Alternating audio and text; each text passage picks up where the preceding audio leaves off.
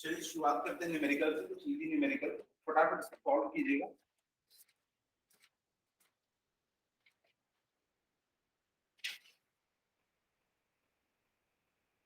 लिखिए, two fixed point charges, two fixed point charges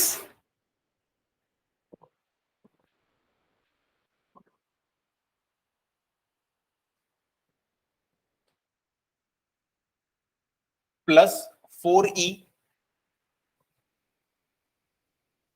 and plus e are separated by a distance। e का मतलब क्या है? हाँ, इलेक्ट्रॉन के चार्ज से मल्टीप्लाई करना है। are separated by a distance small a, separated by a distance a, full stop, where should the third point charge, where should the third point charge be placed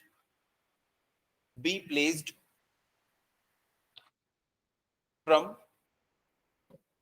plus 4e charge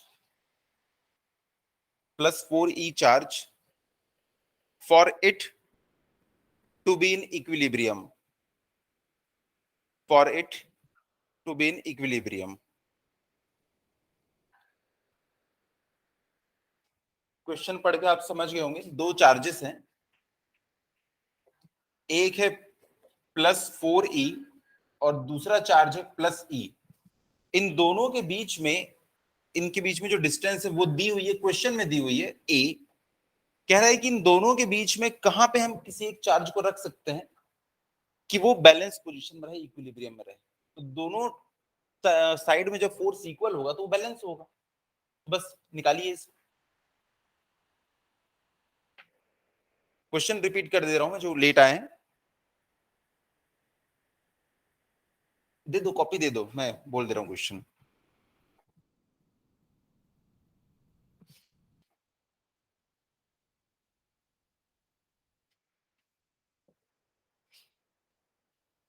आइए,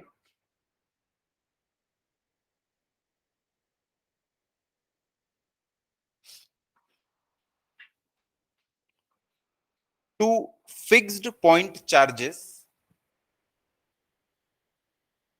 two fixed point charges plus 4e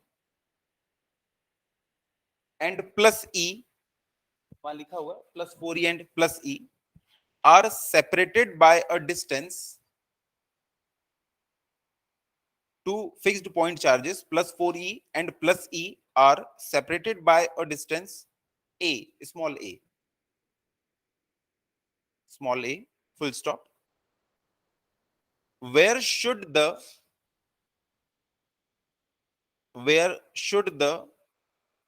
third point charge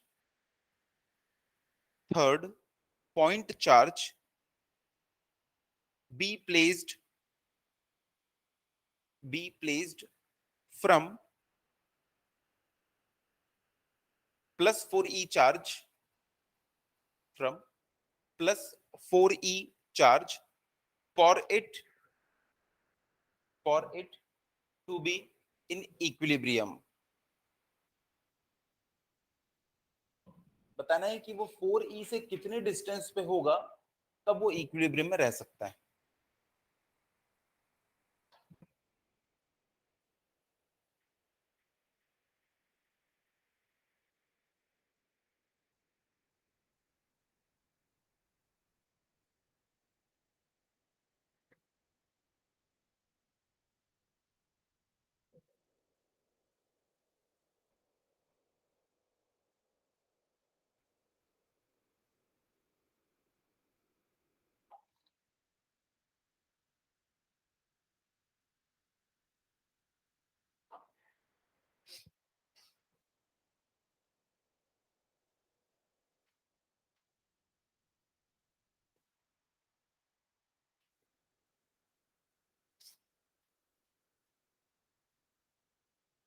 आ गया answer?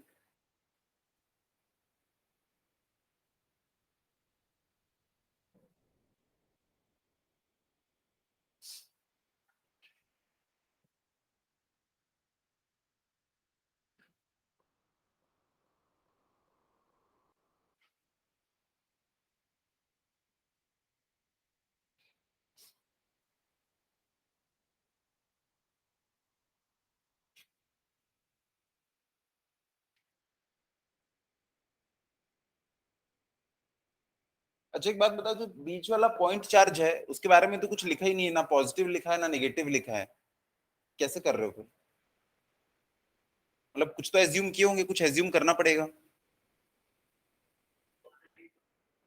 Positive, आप positive ले सकते हो, आप चाहो तो negative ले सकते हो, कोई दिक्कत वाली बात नहीं, जब मेंशन ही नहीं किया आंसर वही आने वाला। क्योंकि ये दोनों पॉजिटिव पॉजिटिव है ना, अगर रिपेल करेंगे तो रिपेल करेंगे दोनों, अगर अट्रैक्ट करेंगे तो दोनों ही अट्रैक्ट करेंगे। फोर्स का मैग्नीट्यूड तो सेम होगा और हमेशा अपोजिट डायरेक्शन में होगा, तो चाहे प्लस ले लो चाहे माइनस ले लो कोई फर्क नहीं पड़ता, इसलिए क्वेश्चन में तक मेंशन नहीं किया। चलो मैंने मान लिया कि इनके बीच में कोई एक चार्ज होगा, मान लो यहाँ पे होगा वो कोई चार्ज है क्यू, इस पोजीशन में रह सकता है।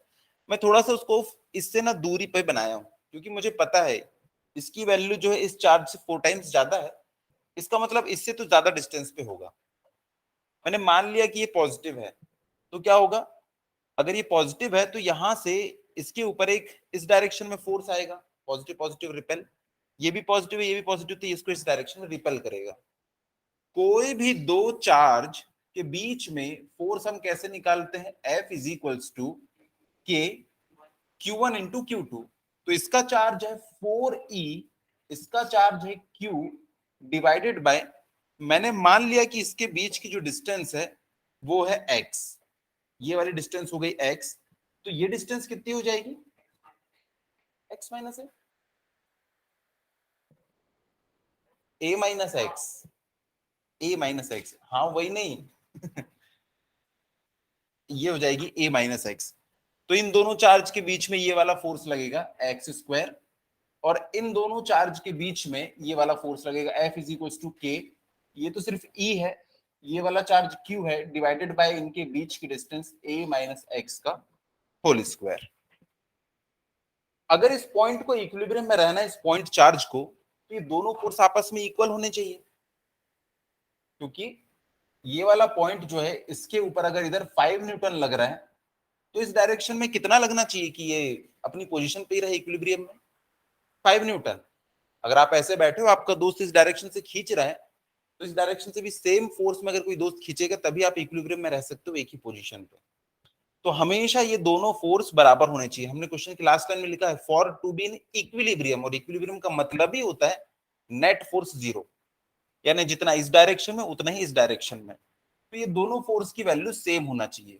तो हमने लिख दिया फॉर इक्विलिब्रियम कंडीशन, अगले उसमें लिख देता हूं 4E K into q upon x square is equal to K E q upon में ए माइनस एक्स का स्क्वायर,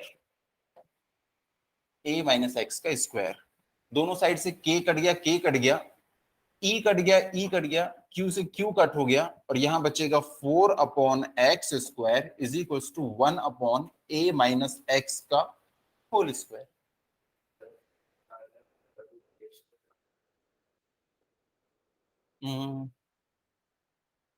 देखो इसको मैं सिंप्लीफाई करता हूं, फिर देखते हैं क्या गड़बड़ हो रहा है। दोनों साइड का मैं स्क्वायर रूट ले लेता हूं, तो 4 का क्या बन जाएगा 2, एक्स स्क्वायर का रह जाएगा x, 1/a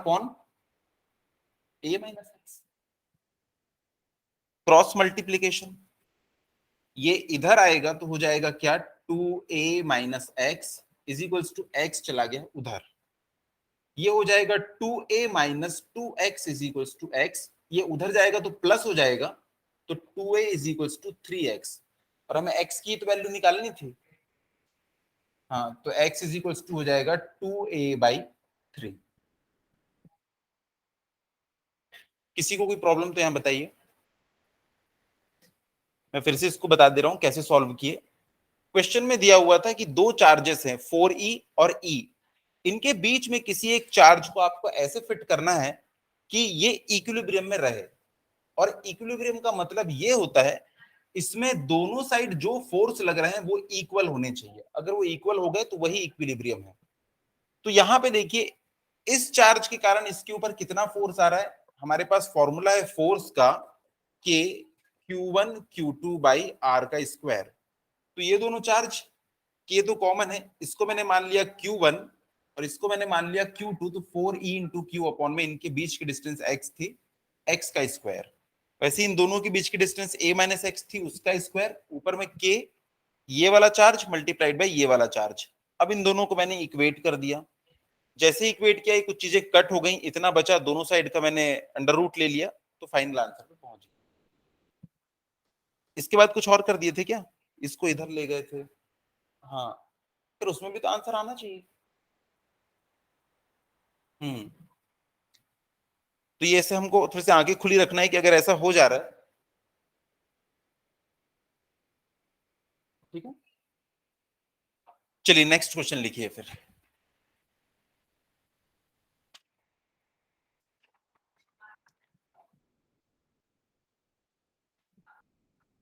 2 point charges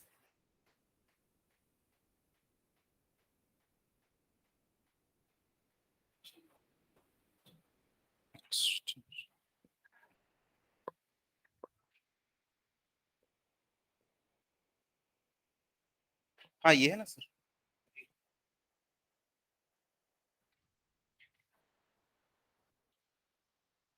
2 point charges placed at a distance r, small r.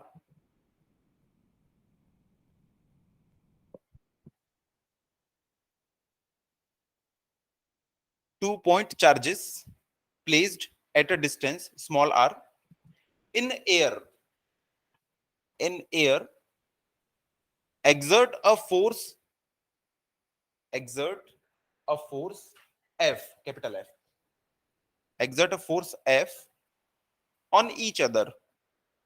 2 point charge है वो एयर में सस्पेंडेड है, तो एक दूसरे के ऊपर एफ फोर्स एक्सर्ट कर रहे हैं, ये तो हमेशा होता है। Full stop. The value of distance, the value of distance, अब आप लिखेंगे कैपिटल आर, इसके पहले जो अभी लिखे थे वो स्मॉल आर था। The value of distance capital R eight which, eight which they experience,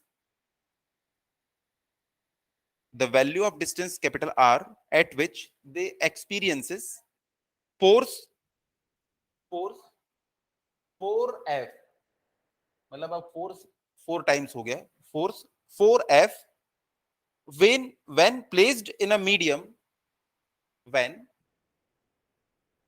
placed in a medium of dielectric constant, dielectric constant capital K is equals to 9।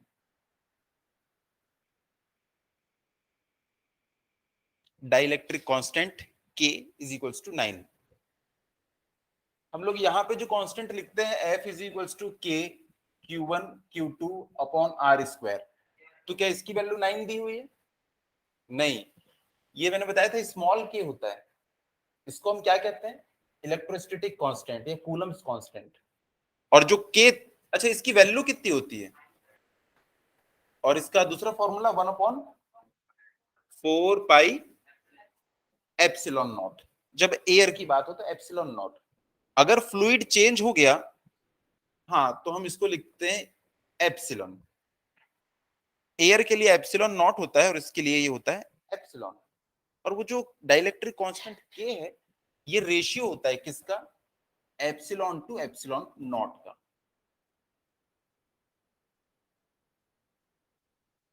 तो एक बार खुद से करने की कोशिश करो, अब चाहो तो पेज पलट लो जहां पे डाइलेक्ट्रिक कांस्टेंट हमने पढ़ा था। तो क्वेश्चन में देखो क्या दिया है, क्वेश्चन में ये बोल रहा है कि दो चार्जेस हैं जो कि r डिस्टेंस में सेपरेटेड है, और जब ये डिस्टेंस r में सेपरेटेड है, कहां, एयर में, तब इनके बीच जो फोर्स आ रहा है वो है F।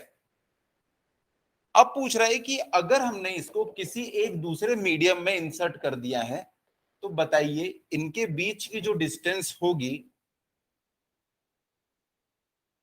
अब ये डिस्टेंस बोल दिया है उसने कैपिटल आर, तो ये किस डिस्टेंस आर पे होंगे कि इनके बीच की जो फोर्स होगी वो बढ़ के अब कितनी हो चुकी है 4F।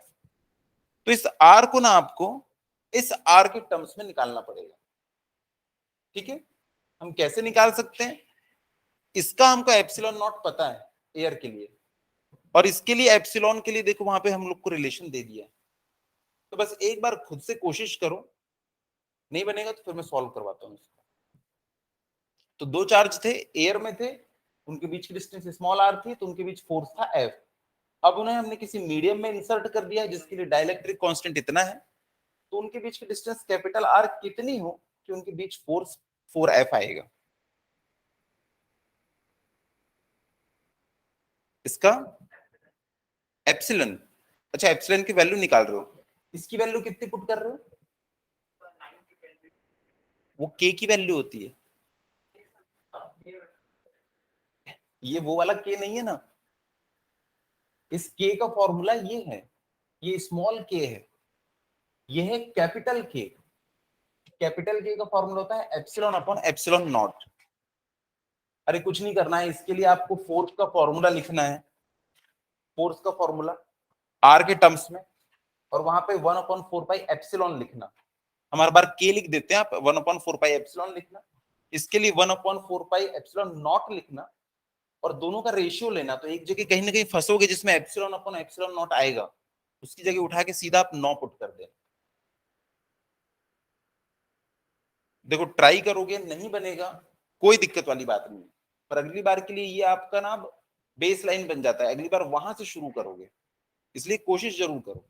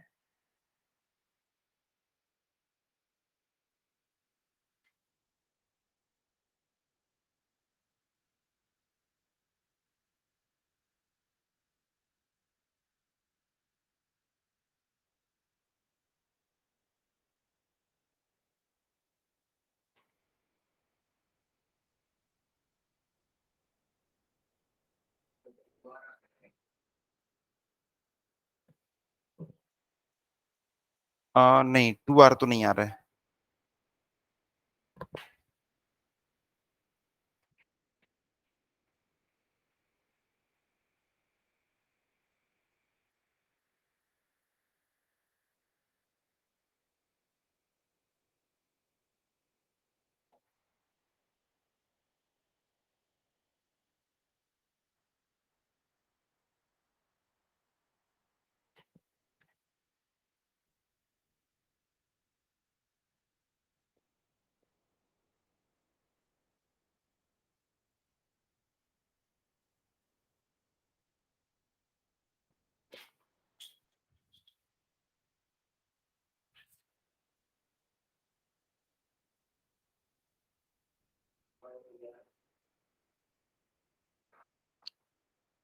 थोड़ा सा गड़बड़ कर रहे हो, बस आंसर के क्लोज हो।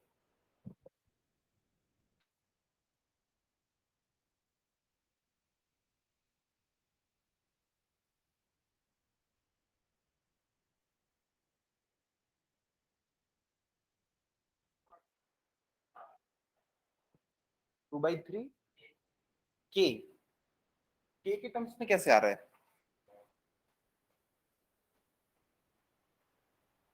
के की तो वैल्यू हमको 9 पता है ना। यहाँ पे देखो ये दोनों मैंने लिख लिए कि इनिशियली उनके बीच क्वेश्चन में दिया हुआ है कि फोर्स की वैल्यू कितनी है एफ, दिया है क्वेश्चन, और डिस्टेंस कितनी उनके बीच की आर स्क्वायर। सेम चार्जेस को अब हम लोगों ने जब दूसरे किसी मीडियम में रख दिया तब उनके बीच फोर्स हो जाता है 4F, ये भी क्वेश्चन में दिया है, और उस टाइम उनके बीच की डिस्टेंस ही कितनी, R square, capital R square. पूरा बताओ कितना, मतलब small R capital R, small R into 6 नहीं, स्मॉल आर बाई 6 है आंसर।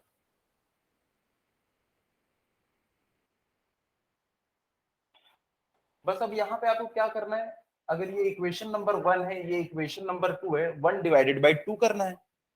जैसे ही 1 डिवाइडेड बाई 2 करोगे आप तो क्या हो जाएगा, दिस डिवाइड बाई दिस, 4 पाई से 4 पाई कट जाएगा, एप्सिलॉन ऊपर की तरफ चढ़ जाएगा, तो आपको एप्सिलॉन अपॉन एप्सिलॉन नॉट दिखाई देगा, उसकी जगह पे 9 ही तो पुट करना है। हाँ करो करो, बाकी लोग भी एक बार ट्राई करो। आप कहाँ फंस रहे हो।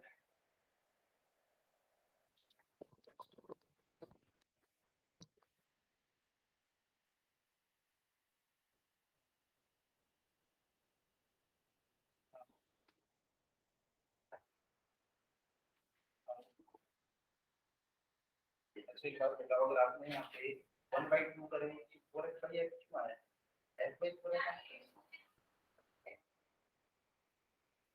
हाँ इनिशियल डिवाइड है।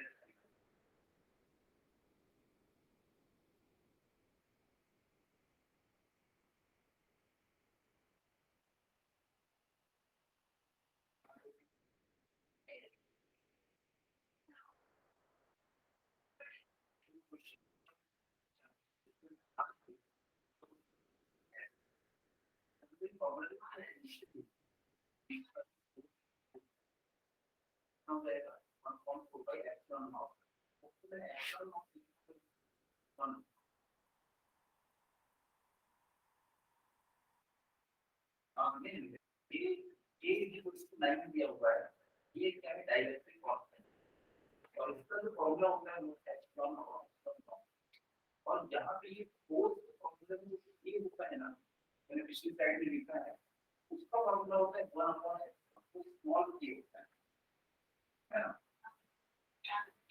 आप ऐसे करें, लिखो ना फॉर्म,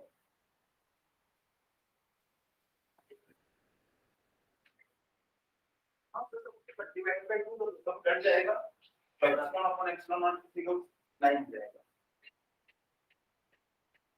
आगे तो ऐसे सिली मिस्टेक नहीं होना चाहिए, कोई दिक्कत नहीं आया। आगे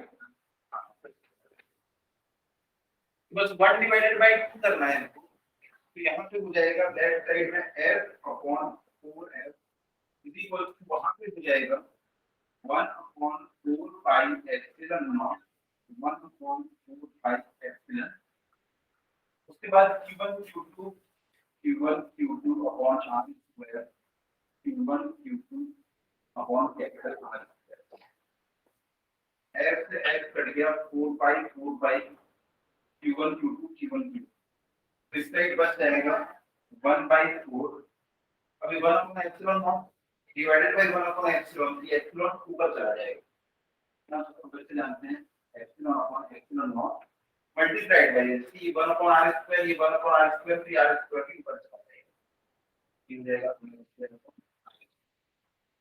अब जब एप्सिलॉन अपॉन एप्सिलॉन नॉट, इसी को हम कहते हैं कैपिटल K या डाइलेक्ट्रिक कांस्टेंट, इसकी वैल्यू क्वेश्चन में दे रखी है 9, इसकी वैल्यू 9 पुट करो और r को इसके टर्म्स में कैलकुलेट करो, तो इस कैपिटल R इक्वल टू कितना है, r में से r है। तो जैसे जैसे क्वेश्चन ने कहा वैसे वैसे हम लिखिए, क्वेश्चन ने कहा कि जब दो पॉइंट चार्जेस r डिस्टेंस पे होते हैं तो फोर्स F फील करते हैं, अगर वही दो point charges capital R distance में होते हैं तो 4F फोर्स को फील करते हैं, जबकि ऐसे फ्लूइड में होते हैं जिसका डाइलेक्ट्रिक कांस्टेंट 9 है। जैसे ही इसने डाइलेक्ट्रिक कांस्टेंट बोला तो मुझे कैपिटल K याद आ गया, जो कि होता है एप्सिलॉन। तो मैं क्या करूंगा, दोनों के लिए देखो मैंने फॉर्मूला दे दिया, बस 1/2 करना है। तो ये क्वेश्चन बहुत आसान है और नीट जेईई के फेवरेट क्वेश्चन है कि आपको डाइलेक्ट्रिक कांस्टेंट दे देगा और पूछ लेगा कि रेशियो बताइए। ठीक है, अगला क्वेश्चन लिखिए।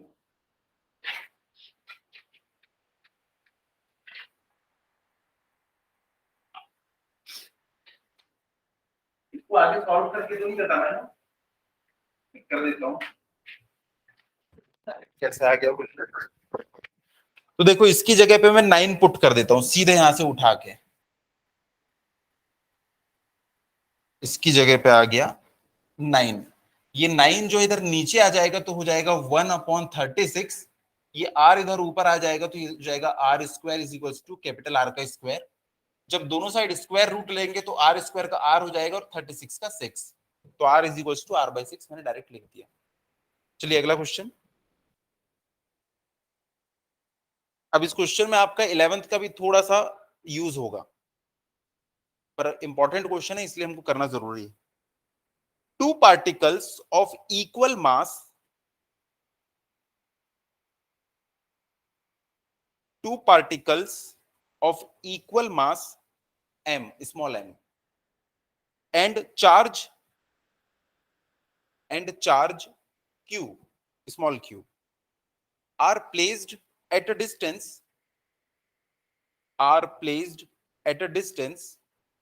of 16 centimeter, of 16 centimeter, full stop. They do not experience any force. They do not experience any force. Full stop. The value of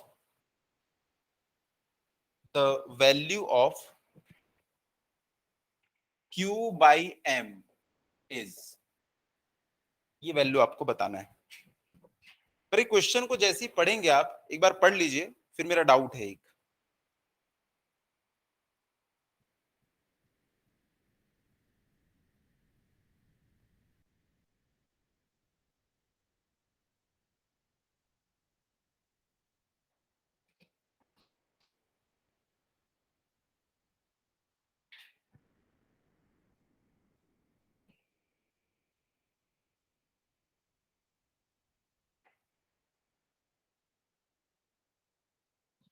question में ये बोल रहा है कि 2 पॉइंट चार्ज हैं जो कि 16 सेंटीमीटर अपार्ट है, लेकिन ये और दोनों के ऊपर सेम चार्ज है। मैंने मान लिया इसके ऊपर प्लस क्यू है और इसके ऊपर भी प्लस क्यू है, लेकिन क्वेश्चन में कह रहा है कि कोई भी फोर्स एक्सपीरियंस नहीं कर रहे हैं।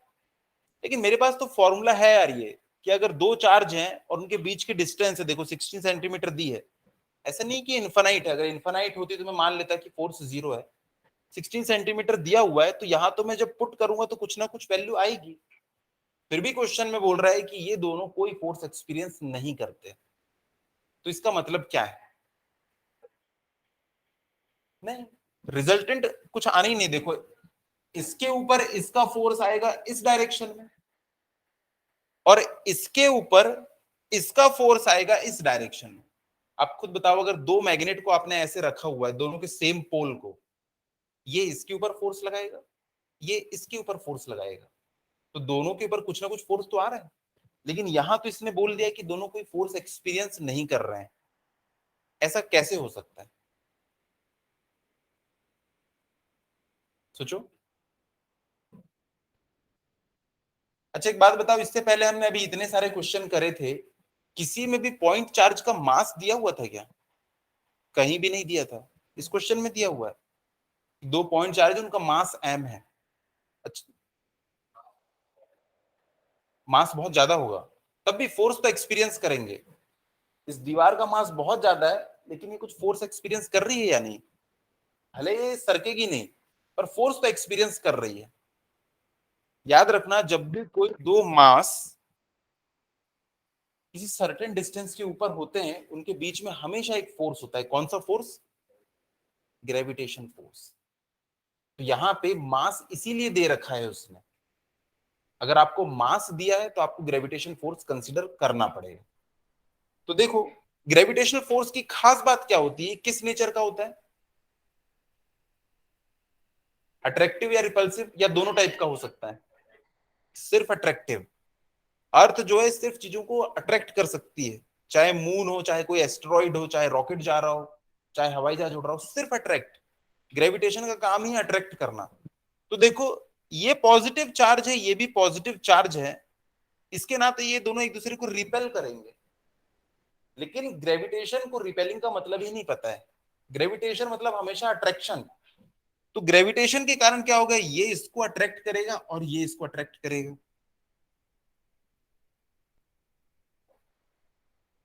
ये इसको अट्रैक्ट करेगा। क्या हो गया, ये क्यों इसको अट्रैक्ट कर रहा है? तो देखो, पॉजिटिव चार्ज होने के नाते इनकी जिम्मेदारी थी एक दूसरे को रिपेल करना, लेकिन दोनों के पास कुछ ना कुछ मास है, तो इनके बीच में ग्रेविटेशन अट्रैक्शन होगा। उसके कारण ये दोनों एक दूसरे को अट्रैक्ट भी करेंगे। मैं तुम्हारे साथ भी नहीं रह सकता, मैं तुम्हारे बिना भी नहीं रह सकता। इसका मतलब क्या हुआ, न्यूट्रल। ये देखो ना, तो ये अब देखो, अगर ये दोनों फोर्स इक्वल हो जाएं, अब ये होगा इक्विलिब्रियम।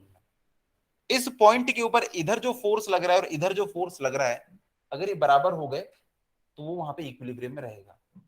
तो देखो, पॉजिटिव चार्जेस के कारण ये वाला जो रिपेलिंग फोर्स है, इसकी वैल्यू तो मुझे पता है, के Q1 Q2/r²।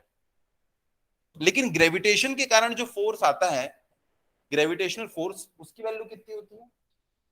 हाँ, G m1 m2/r²। ये वाला जो वैल्यू है ना, ये किसने निकाला था? न्यूटन ने। न्यूटन ने फॉर्मूला डिराइव किया था, और कूलम्ब बैठे हुए थे उनके बिल्कुल बाजू में। उन्होंने छाप दिए इसको। उन्होंने बोले यहाँ पे आपका ग्रेविटेशन कांस्टेंट है, हमारा एक कूलम्ब कांस्टेंट है। अच्छा, यहाँ पे मास है, यहाँ पे हमारे चार्ज है, यहाँ पे डिस्टेंस का स्क्वायर, तो यहाँ भी डिस्टेंस का स्क्वायर। देखो, दोनों सेम फॉर्मूला है। बट खास बात ये है कि ये वाला फोर्स सिर्फ अट्रैक्टिव हो सकता है, लेकिन यहाँ पे चार्जेस प्लस माइनस हो सकते हैं, तो ये कभी अट्रैक्टिव कभी रिपल्सिव होगा। तो अब आपको यही करना है कि इस पॉइंट पे ये वाला जो चार्ज है, ये कब इक्विलिब्रियम में होगा, जब ये वाला फोर्स और ये वाला फोर्स बराबर हो। तो दिस इक्वल टू दिस आपको कर देना है। और जैसे ही करोगे, तो यहाँ पे देखो, दोनों चार्ज सेम है तो क्यू का स्क्वायर हो जाएगा, मास सेम है तो एम का स्क्वायर। दोनों को इक्वेट करो, Q²/m², स्क्वायर रूट लोगे तो Q/m मिल जाएगा। फटाक से आंसर निकालो।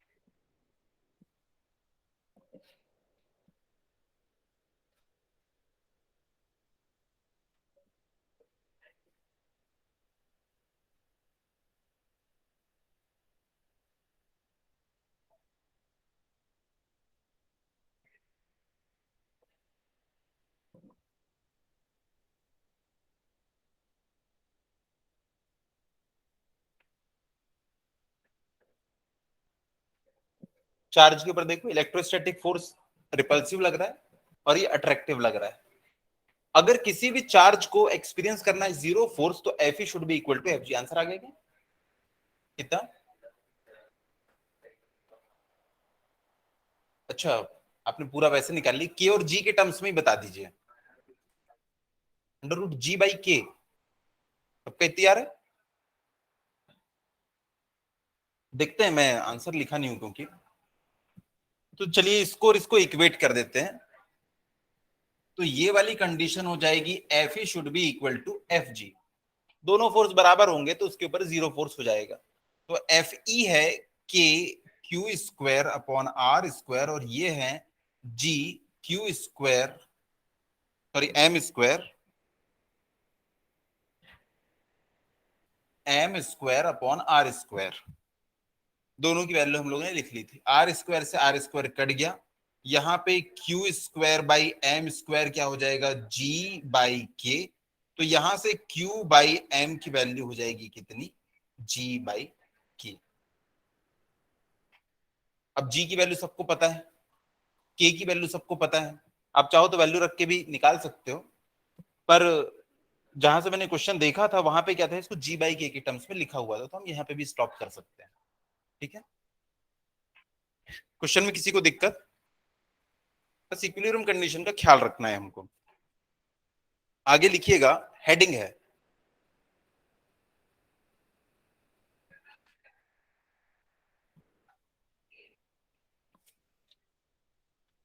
Electric field intensity at any point.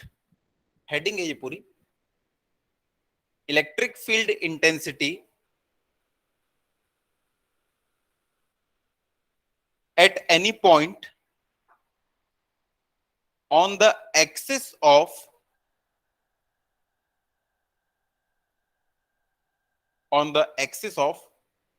uniformly charged ring, uniformly charged ring।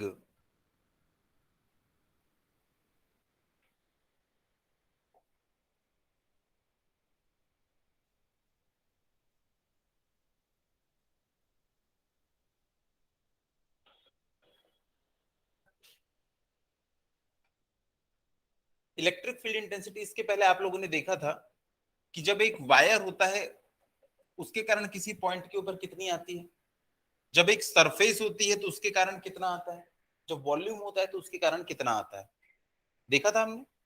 अब हमें देखना है कि अगर एक रिंग है जिसके ऊपर यूनिफॉर्मली चार्ज डिस्ट्रीब्यूटेड है, अगर इसके एक्सिस के ऊपर में कहीं एक कोई पॉइंट है, पॉइंट नाम है उसका पी, तब इसके ऊपर इलेक्ट्रिक फील्ड इंटेंसिटी कितनी होगी? इसका डेरिवेशन इंपॉर्टेंट है, डेरिवेशन पूछता है। तो इस पॉइंट के ऊपर हमको इलेक्ट्रिक फील्ड इंटेंसिटी निकालना है। इमेजिन कर पा रहे हो इसको? मान लो ये है सर्कुलर, एक रिंग है ये, इसके ऊपर पूरा पॉजिटिव चार्ज है, इसके एक्सिस से यहाँ पे एक सर्टेन डिस्टेंस पॉइंट पी के ऊपर कितनी इलेक्ट्रिक फील्ड इंटेंसिटी, उसको हमको डिराइव करना है। ठीक है, तो इसको बनाना शुरू कर दीजिए धीरे धीरे, इसमें बहुत सारी चीजें अभी ड्रॉ करूंगा मैं। तो सबसे पहले हमने एक रिंग बनाया, उसके ऊपर हमने एक पॉजिटिव चार्ज बनाया, कोई पार्शियलिटी नहीं, हम नेगेटिव भी बना सकते थे, पर यहाँ पे मैंने पॉजिटिव बना लिया, पॉजिटिव चार्ज बना लीजिए।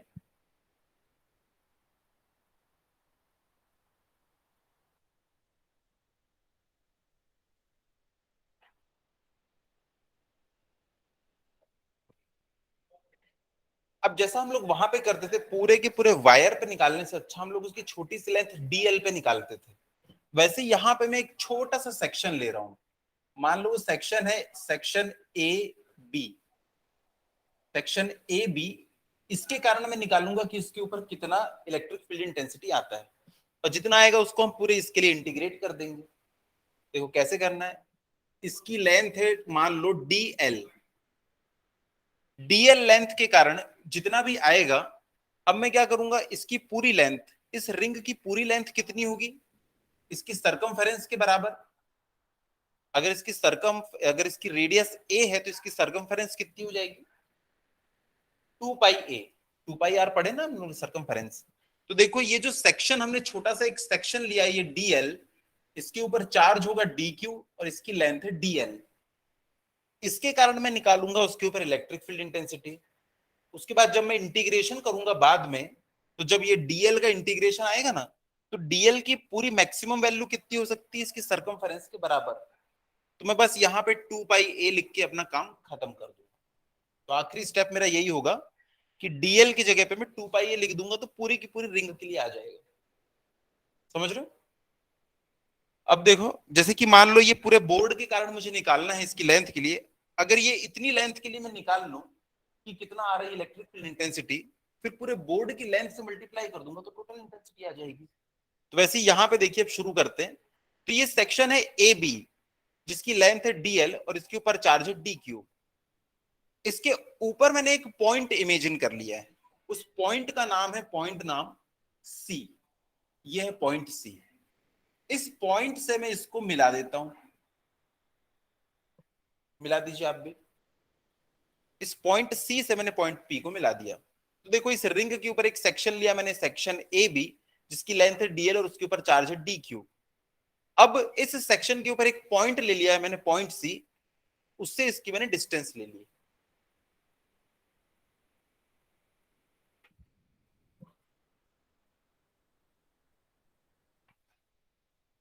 ये जो पॉइंट पी है वो आर डिस्टेंस के ऊपर है, सेंटर से आर डिस्टेंस के ऊपर है। तो बताओ सी से उसकी डिस्टेंस कितनी हो जाएगी? यहाँ पे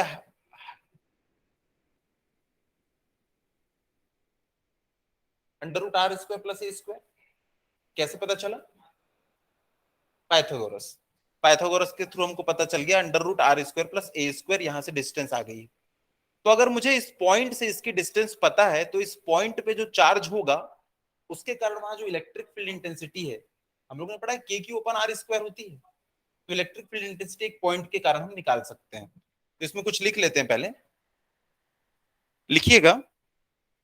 अच्छा, एक बात बताओ, इसके कारण जो इलेक्ट्रिक फील्ड इंटेंसिटी होगी उसकी डायरेक्शन कहां होगी पॉइंट पी के ऊपर? जैसे ये एक पॉइंट चार्ज होता है ना क्यू, तो पॉइंट पी के ऊपर इलेक्ट्रिक फील्ड इंटेंसिटी की डायरेक्शन किधर होगी? क्यू पी, हाँ, हमेशा किस डायरेक्शन में होगी? देखो, इस डायरेक्शन में। तो पॉइंट पी के ऊपर इस डायरेक्शन में होगी। अगर ये पॉजिटिव है, मैंने बताया था कि पॉजिटिव चार्ज से इलेक्ट्रिक फील्ड इंटेंसिटी हमेशा बाहर निकलती है, तो जो पी से जाके टकराएगी तो देखो पी को इस डायरेक्शन में ले जा रही है। लेकिन अगर ये चार्ज होता माइनस क्यू, तो पॉइंट पी के ऊपर इलेक्ट्रिक फील्ड इंटेंसिटी की डायरेक्शन ये होती। अगर ये क्यू है और यहां पे कोई पॉइंट है, मान लीजिए इस पॉइंट का नाम है एस, ये पॉजिटिव चार्ज है, तो इसमें डायरेक्शन किधर होगी? इस तरफ होगी या इस तरफ होगी? राइट की तरफ होगी या लेफ्ट की तरफ? हाँ, ना राइट ना लेफ्ट, दोनों को मिलाने वाली लाइन, सॉरी कहाँ मिला दिया, इन दोनों को जो लाइन मिला रही है उस लाइन के अलोंग ही होगा, या तो इधर या तो इधर। अगर चार्ज पॉजिटिव है तो हमेशा अवे, मतलब इधर होगा। अगर ये निगेटिव होता तो टुवर्ड्स इट होता। तो वैसे ही देखो, यहाँ पे जो बहुत छोटा सा सेक्शन था, उस वो पॉजिटिवली चार्ज्ड है, तो इस पी के ऊपर किस डायरेक्शन में होगा? इस डायरेक्शन में होगा। ये जो लाइन आ रही है इनको जोड़ती हुई, इसी की डायरेक्शन में आगे होगा। तो मैं यहाँ पे बना देता हूं उसकी भी डायरेक्शन। देखिए, इसको मैंने बना दिया डीई, छोटा सा सेक्शन डीएल, उसके ऊपर छोटा सा चार्ज डी क्यू, उसके कारण जो इलेक्ट्रिक फील्ड इंटेंसिटी आ रही है वो क्या हो जाएगी? DE, differential. अब बना लो डायग्राम।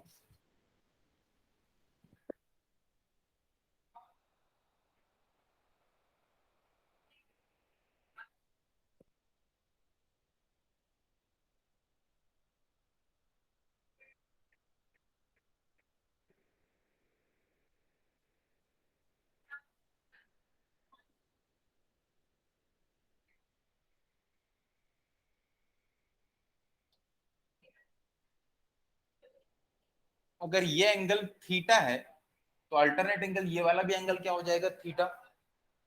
इसकी वैल्यू कितनी हो जाएगी? डीई कॉस थीटा, और इसकी वैल्यू हो जाएगी डीई साइन थीटा। कोई भी फोर्स जो इंक्लाइंड होता है ना, तो हम उसको दो कंपोनेंट में ब्रेक कर लेते हैं, बस हमें एंगल पता होना चाहिए। तो मैंने मान लिया ये एंगल थीटा है, तो ये भी थीटा होगा, तो इसके कारण ये वाला कितना हो जाएगा, डी कॉस थीटा, और ये हो जाएगा डी साइन थीटा। जहां से एंगल बनाए वो कॉस, जहां से नहीं बनाए वो साइन। चलिए अब लिखना शुरू कीजिएगा। Charge on section, charge on section A B is, charge on section A B is, comma करके लिखिएगा, D Q is equals to Q upon 2 pi A D L.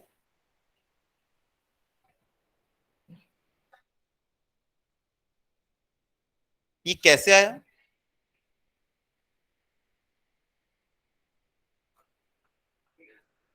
हाँ, ये देखो, इस पूरे की पूरी रिंग के ऊपर चार्ज था क्यू, तो मैंने इसकी टोटल लेंथ से इसको डिवाइड कर दिया, तो मुझको पता चल जाएगा charge per unit length.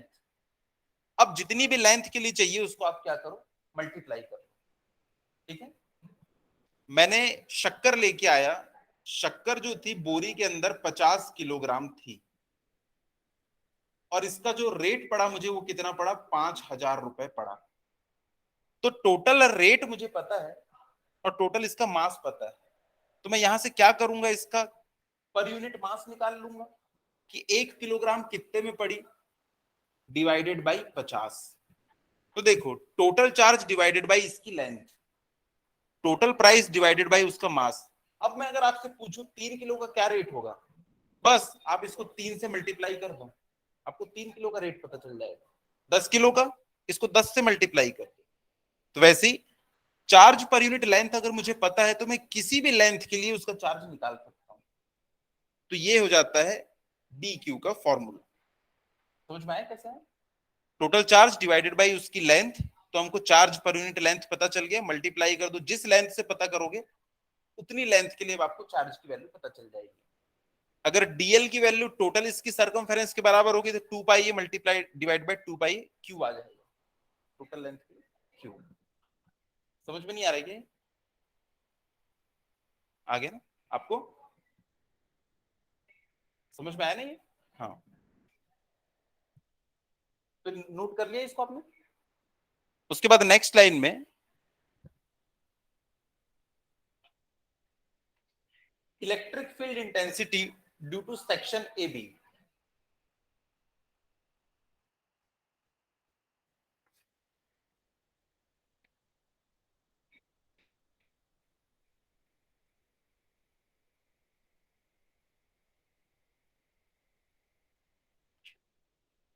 Electric field intensity का फॉर्मूला है K Q upon R square. तो सेक्शन के कारण कितनी होगी उसका चार्ज, डिवाइडेड बाई आर क्या होता है, दोनों के बीच की डिस्टेंस, और दोनों के बीच की डिस्टेंस कितनी, सेक्शन और पॉइंट पी के बीच की, मैंने लिख दिया सीपी। और सीपी है किसके बराबर actually, root R square plus A square. तो इसको मैं नेक्स्ट लाइन में लिख दूंगा कि D Q upon R square plus A square, जो रूट है वो इस स्क्वायर से कट गया।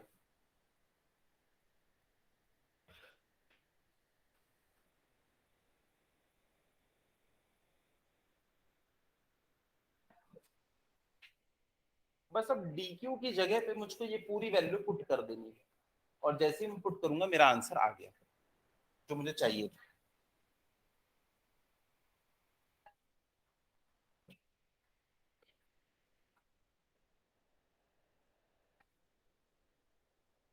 DE is equals to K Q DL upon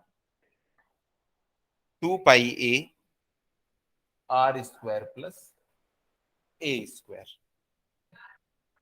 बस dq की पूरी वैल्यू मैंने इसमें पुट कर दी, इस dq की जगह पे।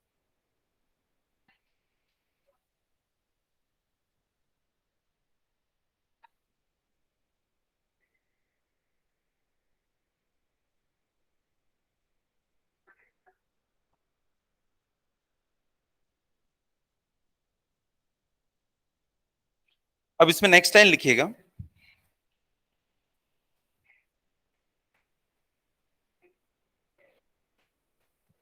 अच्छा एक बात बताओ, अगर मैं यहाँ पे एक और सेक्शन ले लूं, यहाँ पे मान लीजिए मैंने एक और सेक्शन ले लिया, ये वाला सेक्शन, इस सेक्शन के कारण अगर मैं यहाँ पे निकालू पॉइंट पी के ऊपर, तो देखो क्या होगा, इलेक्ट्रिक फील्ड इंटेंसिटी की डायरेक्शन ये हो जाएगी। अगर ये एंगल थीटा है तो ये वाला एंगल भी कितना होगा, थीटा। तो जब मैं इसको रिजॉल्व करूंगा तो ये कितना हो जाएगा, इसका कंपोनेंट डीई कॉस थीटा, क्योंकि जहां से एंगल बनता है वो कॉस होता है, और ये कितना बन जाएगा, डी साइन थीटा। सबसे इंपॉर्टेंट चीज है ये, देखो ये हो जाएगा डी साइन थीटा, और इस डायरेक्शन में आ रहा है डी कॉस थीटा।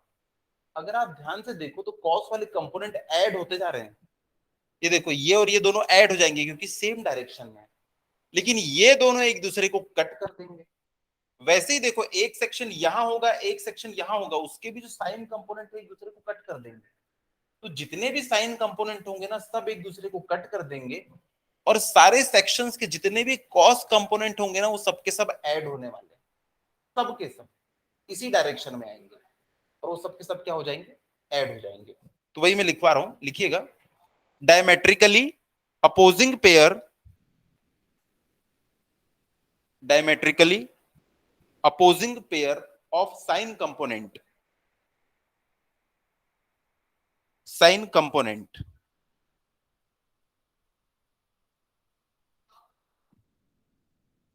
therefore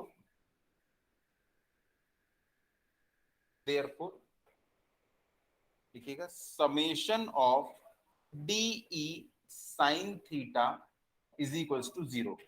ये होता है समेशन का साइन, जितने भी डीई साइन थीटा मिलेंगे आपको सारे सेक्शन के कारण, सबको आप जब ऐड करेंगे तो आपको 0 मिलने वाला है।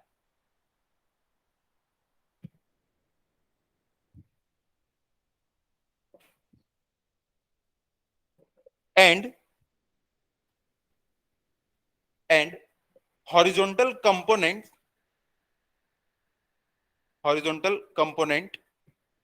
DE cos theta are are added up are added up. तो देखो जितनी भी इलेक्ट्रिक फील्ड इंटेंसिटी आ रही है वो सिर्फ सिर्फ कॉस कंपोनेंट के कारण आ रही है। तो मैं यहां से लिख सकता हूं कि ये जो इलेक्ट्रिक फील्ड इंटेंसिटी होगी टोटल, अगर मैं सारे के सारे कॉस थीटा वाले कंपोनेंट को जोड़ दूं तो मुझे इलेक्ट्रिक फील्ड इंटेंसिटी पता चल जाएगी। अगर साइन वाले एक दूसरे से कट नहीं हुए थे तो यहाँ पे साइन कंपोनेंट भी आता, लेकिन साइन तो आपस में ही एक दूसरे को कट कर दिए, सिर्फ और सिर्फ कौन वहां पे बचा है, कॉस थीटा वाला कंपोनेंट। तो अगर मैं सारे के सारे कॉस थीटा वाले कंपोनेंट को जोड़ दूं, ये देखो यहाँ पे इस सेक्शन के कारण ये वाला आया था, इस सेक्शन के कारण ये वाला आया है, ऐसे बहुत सारे सेक्शन होंगे जिसके कारण पूरे कॉस थीटा आएंगे। पूरी पूरी की पूरी मेरे को पेरीफेरी यहाँ पे कवर करनी है।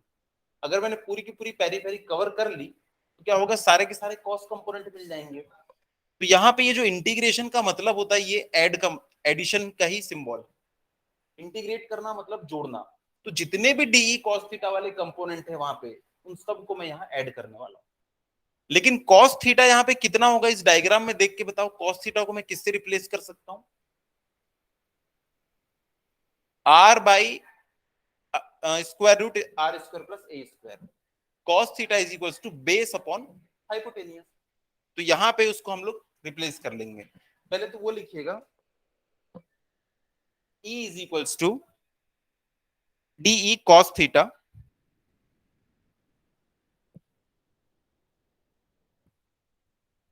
इसमें भी एरो लगा लो, या डीई आर अपॉन, इसको ना ऐसे लिखते हैं तो ज्यादा अच्छा होगा, R square plus A square की पावर 1/2। स्क्वायर रूट से अच्छा ये लिख लो,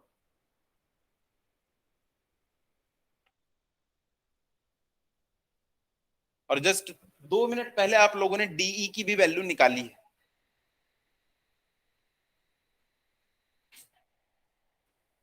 के Q D L upon 2 pi A R square plus A square. तो डी की जगह उसकी वैल्यू पुट कर दो, आपका आंसर आ गया।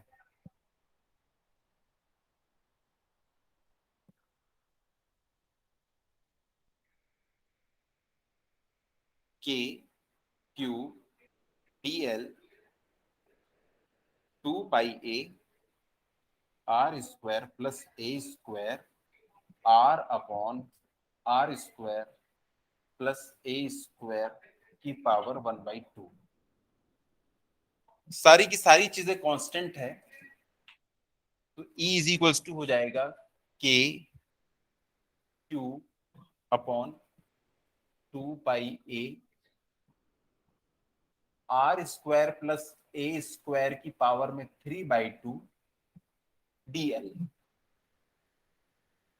बाकी सब कुछ देख लो कांस्टेंट है, तो मैंने इंटीग्रेशन से बाहर ले आया, बस dl को मैंने अंदर रखा है।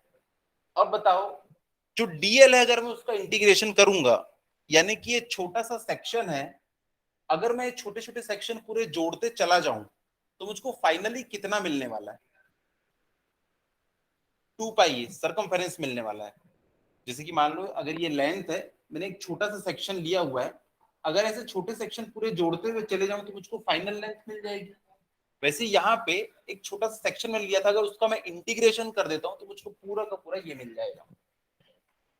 तो उसकी जगह पे हम लिख सकते हैं क्या? 2 पाई ए लिखिएगा, is equals to K Q upon 2 pi A R square plus A square 3/2 2 pi ए। ऊपर भी 2 पाई ए, नीचे भी 2 पाई ए, आपस में कट जाएंगे और आपका आंसर बच जाएगा K Q upon R square plus A square की पावर में 3/2। यही हमको पहुंचना था।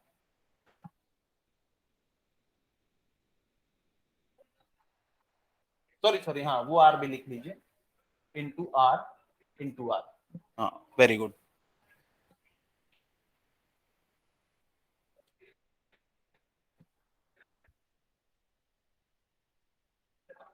के क्यू आर अपॉन 2 पाई ए से 2 पाई ए कट जाएगा और हमारे पास बच जाएगा के क्यू आर अपॉन में R square plus A square की पावर में 3/2।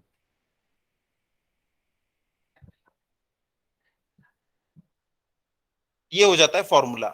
अगर आपको कोई भी क्वेश्चन दे तो आप डायरेक्ट इस फॉर्मूले को यूज कर सकते हैं कि अगर वो सेंटर से आर डिस्टेंस पे है, आपको क्वेश्चन में डायरेक्ट इसकी वैल्यू दे रखेगा कि सेंटर से वो इतने सेंटीमीटर की डिस्टेंस पे है, इस रिंग का जो सरकम सॉरी जो रेडियस है वो इतने सेंटीमीटर का है, तो बताइए इस पॉइंट के ऊपर इलेक्ट्रिक फील्ड इंटेंसिटी कितनी होगी? तो डायरेक्ट इस फॉर्मूले में पुट करेंगे और हम लोग बता देंगे इलेक्ट्रिक फील्ड इंटेंसिटी। अब यहाँ पे देखो दो केस बनते हैं इंपॉर्टेंट। इस फॉर्मूले में देखो या इस डायग्राम में देखो, अगर ये पॉइंट P जो है अगर वो एग्जैक्टली सेंटर के ऊपर ही हो तो बताओ क्या होगा? इलेक्ट्रिक फील्ड इंटेंसिटी उसके ऊपर क्या होगी? मैक्सिमम होगी, मिनिमम होगी, क्या होगी? 0। क्योंकि उसकी जो डिस्टेंस है उसको हम किससे रिप्रेजेंट करते हैं? R से। अगर वो सेंटर पे ही हुआ तो R की वैल्यू क्या हो जाएगी? 0। तो हमको इलेक्ट्रिक फील्ड इंटेंसिटी मिलेगी 0। लेकिन मान लो वो बहुत ज्यादा डिस्टेंस पे हो, अगर R की वैल्यू जो है वो A से बहुत बहुत बहुत ज्यादा है, तब क्या होगा? A को आप नेग्लेक्ट कर सकते हो। जब भी ऐसा लिखा हो ना A के कंपैरिजन में R बहुत ज्यादा है, तब आपको क्या करना है? A को 0 ले लेना है। तो देखो आर स्क्वायर है, इधर पावर 3/2 है, 2 से 2 कट जाएगा, नीचे आर क्यूब बचेगा। ऊपर में एक आर है, उसके कारण नीचे बस आर स्क्वायर बचेगा, K Q upon R square. Electric field intensity is equals to K Q upon R square. ये फॉर्मूला तो पढ़ा पढ़ा लग रहा है। ये फॉर्मूला हम लोगों ने कहां पढ़ा था? कि जब एक पॉइंट चार्ज होता है क्यू, ये क्यू, उसके कारण किसी पॉइंट के ऊपर जो इलेक्ट्रिक फील्ड इंटेंसिटी आती है ना, उसका फॉर्मूला पढ़ा था हमने, के क्यू अपॉन आर स्क्वायर। यानी कि अगर एक रिंग से बहुत दूरी पे कोई पॉइंट हो तो वो रिंग भी है ना एक पॉइंट चार्ज की तरह बिहेव करने लगती है। तो ये एक इंपॉर्टेंट कंक्लूजन है। ठीक है, तो लिख लीजिए उसको और खत्म करते हैं फिर हम। Case one, case one, if if P is at center of ring, case 1, if P is at point center of the ring, तो R इक्वल टू 0 हो जाएगा। therefore electric field intensity zero, तो किसी भी रिंग के centre पे electric field intensity zero होती है। और अगर ये फॉर्मूला नहीं भी होता ना तो हमें पता था, अगर देखो ये एक रिंग है, इसके सेंटर में है, तो देखो अगर ये पॉजिटिव चार्ज है तो ये सब के कारण क्या होगा, अवे होगा, इलेक्ट्रिक फील्ड इंटेंसिटी अवे होगी। सेंटर में है तो ये सारों का सारा समेशन कितना हो जाएगा, जीरो हो जाएगा। उसके बाद सेकंड लिखिएगा, if P is very far as compare to the radius of ring, if P is very far as compared to the radius of the ring,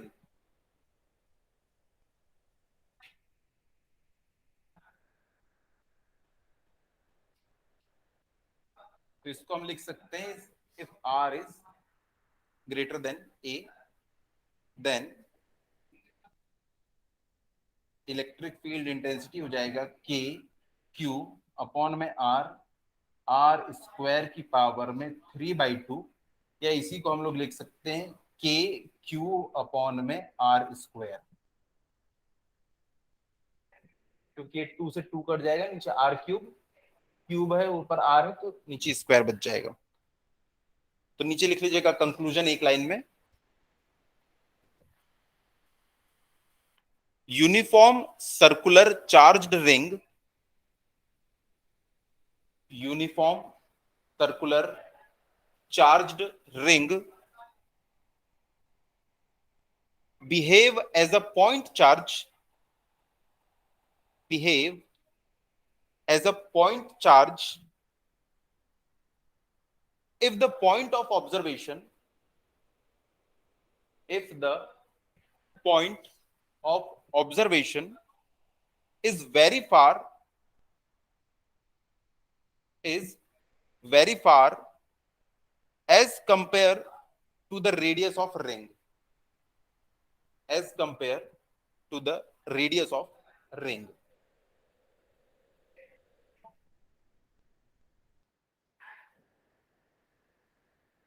तो कल की क्लास में फिर हम लोग करेंगे डाइपोल के ऊपर जो टॉर्क लगता है किसी इलेक्ट्रिक फील्ड इंटेंसिटी में, उसके बारे में।